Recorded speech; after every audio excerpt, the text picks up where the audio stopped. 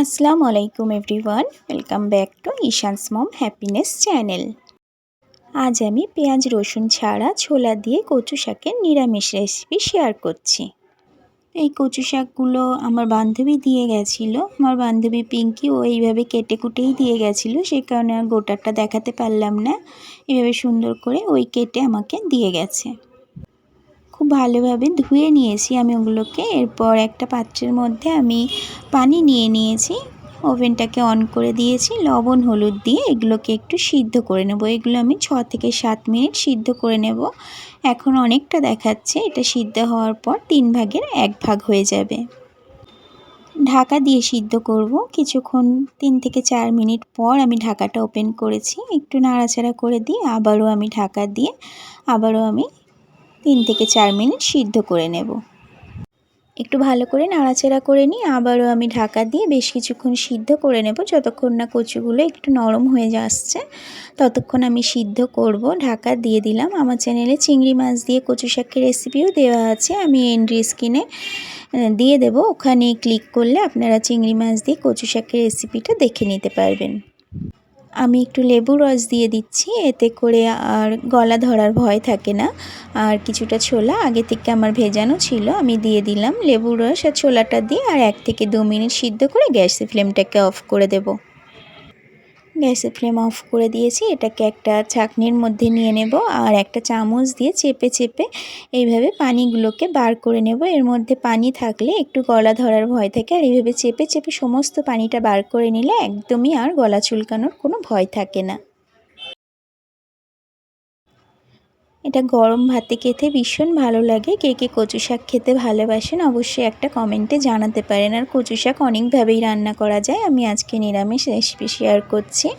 তো এখানে একটা কড়াই বসিয়ে দিয়েছি, কড়াইয়ের মধ্যে আমি 2 টিস্পুন সরিষার তেল নিয়েছি। আর আজকে আমি খুবই কম মশলায় রান্নাটা করব। তেলটা গরম হয়ে গেলে 1/3 টিস্পুন এখানে আমি 5 ফোড়ন দিয়েছি, আর শুকনো লঙ্কাকে 2টো টুকরো করে দিয়ে দিয়েছি। তো একটা নারকেল, এটাও পিঙ্কি দিয়ে গেছিলো, তো একটু শুকিয়ে গেছিলো নারকেলটা, রাখা যেত না, তো আমি একটু টুকরো টুকরো করে এর মধ্যে দিয়ে দিলাম। এটা একদমই অপশনাল, আপনাদের কাছে থাকলে দেবেন, আর না থাকলে না দিলেও এটা খুব টেস্ট হয়। আর আমি নারকেলটা খেতে ভালোবাসি বলে দিয়ে দিলাম। তো একটু নাড়াচাড়া করে এরপর সিদ্ধ করে রাখা কচু শাক আর ছোলাটাকে এর মধ্যে আমি দিয়ে দেব। যেহেতু লবণ আর হলুদ দিয়ে আমি সিদ্ধ করেছি শাকটাকে, তো এখানে আর কোনো রকম লবণ হলুদ কোনো মশলাই আমি এখানে আর ইউজ করব না। খুব ভালোভাবে এটাকে আমি ভাজা ভাজা করে নেব। বেশ কিছুটা পাকা লঙ্কা এখানে দিয়ে দিলাম, আপনারা চাইলে এখানে কাঁচা লঙ্কাও দিতে পারেন। এরপর এইভাবে তেলের উপর একটু ভাজা ভাজা করে নেব। আর লাস্টে আমি অল্প একটু চিনি আর একটুখানি ঘি ইউজ করব, আর কোনো রকম মশলা আমি এর মধ্যে আজকে দেব না। এটা কিন্তু দুর্দান্ত টেস্ট হয়েছিল।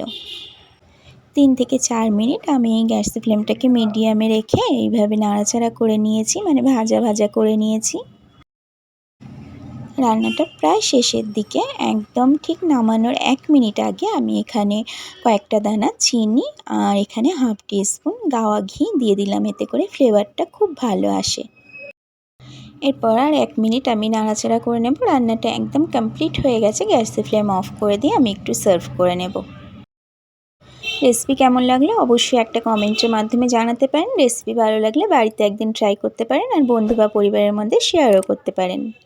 এরকম ধরনের সহজ সাধারণ রেসিপিগুলো দেখার জন্য আমার চ্যানেলটাকে সাবস্ক্রাইব করে রেখে পাশে থাকা বেল আইকনটা প্রেস করে রাখতে পারেন, এতে করে যখনই ভিডিও আপলোড করব আপনার কাছে সাথে সাথে নোটিফিকেশান পৌঁছে যাবে।